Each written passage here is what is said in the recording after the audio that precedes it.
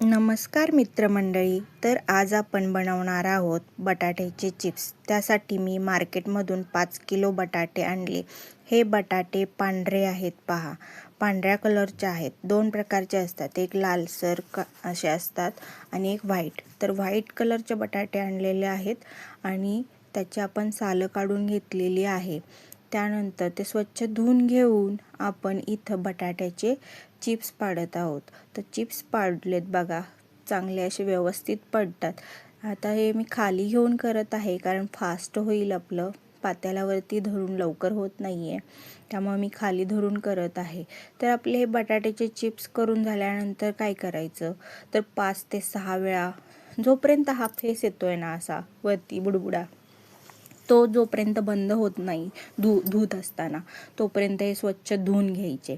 आणि हे धुवून घेऊन नंतर त्याच्यामध्ये चांगलं पाणी ॲड करून एक तुरटीचा खडा, मी हे आदल्या दिवशी संध्याकाळी करत आहे, तर हे तुरटीचा एक खडा त्याच्यामध्ये टाकायचा आणि हलवायचं आणि एक झाकण व्यवस्थित ठेवून द्यायचं.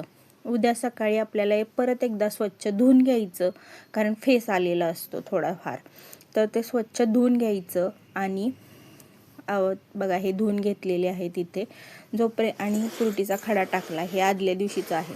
झाकण ठेवून दिलं आणि उद्या सकाळी आपण हे स्वच्छ धुवून घेतलं आणि हे गॅसवरती चांगलं पाणी ठेवून एक उकळी येऊन देणार आहे. त्याच्यामध्ये आपण मीठ, मोठं मीठ असेल किंवा बारीक मीठ आपल्या चवीनुसार, आता हे 5 किलो आहेत तर अंदाजानं असं हातावर दाखवलेलं आहे एवढंसंच मीठ टाकलेलं आहे. हे बघा आता उकळी आलेली आहे तर ते फेस येऊ लागतोय, एवढं धुवून सुद्धा येतोय. तर आपण असं हलवून घ्यायचं आणि परत हे पाणी लगेच काढून घ्यायचं आहे. पाणी काढून जास्त शिजून द्यायचं नाहीत, मग ते व्यवस्थित होत नाहीत. तर मग आता हे सगळं पाणी काढून घेऊ आपण हलवून झाल्यानंतर. तर ह्याला उकळी येऊन झालेली आहे, त्यामुळे मी गॅस बंद केलेला आहे आता.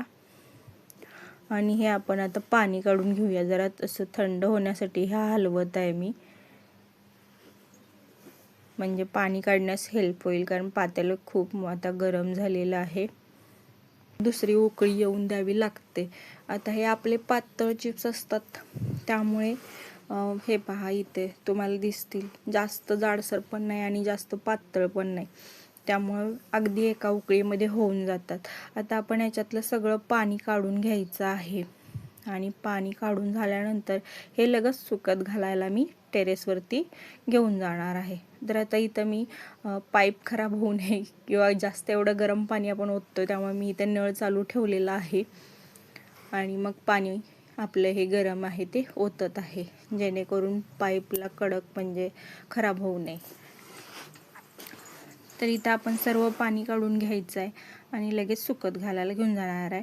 तर तुम्हाला टेरेसवर सुकत घातलेलं सुद्धा मी दाखवणार आहे आणि वाळल्यानंतर पण आपले चिप्स कसे दिसतात हे सुद्धा दाखवेन आणि तळून कशा प्रकारचे दिसत आहेत, खरंच व्हाईट होतात का, हे तुम्हाला आपल्या व्हिडिओमध्ये पाहायला भेटेल. तर खरोखर म्हणजे खूप छान असे चिप्स आपले झालेले आहेत. मी तळूनसुद्धा पाहिलेले आहेत. तुम्ही पण अशा प्रकारे ट्राय करा आणि तुम्हाला जर आपला हा व्हिडिओ आवडला असेल तर लाईक करा, शेअर करा आणि सबस्क्राईब करा.